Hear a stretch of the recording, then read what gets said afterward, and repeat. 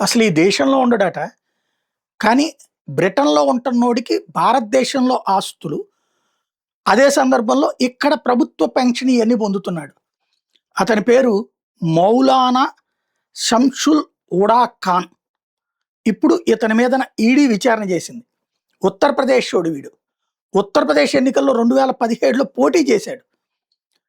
అక్కడ ఓడిపోయాడు. ఓడిపోయిన వాస్తవంగా ఇతనికి బ్రిటన్ సిటిజన్‌షిప్ ఉంటే అది దాచేసి ఇక్కడ పోటీ చేశాడనమాట. ఇతను అక్రమంగా భారత ప్రభుత్వపు జీతం తీసుకున్నాడు. అట్లాగే పెన్షన్ తీసుకుంటున్నాడు. ఇప్పటిదాకా రూ. 5.28 కోట్ల అంటే 5,28,00,000 తేడా చేశాడన్నటువంటి విషయం ఎన్‌జీఓల పేరుతో తిన్నాడని తెలిసింది. టోటల్‌గా ఇప్పుడు అతనికి సంబంధించిన ఆస్తుల్ని ఈడీ సీజ్ చేసింది. 17 ప్రాపర్టీలని సీజ్ చేసింది.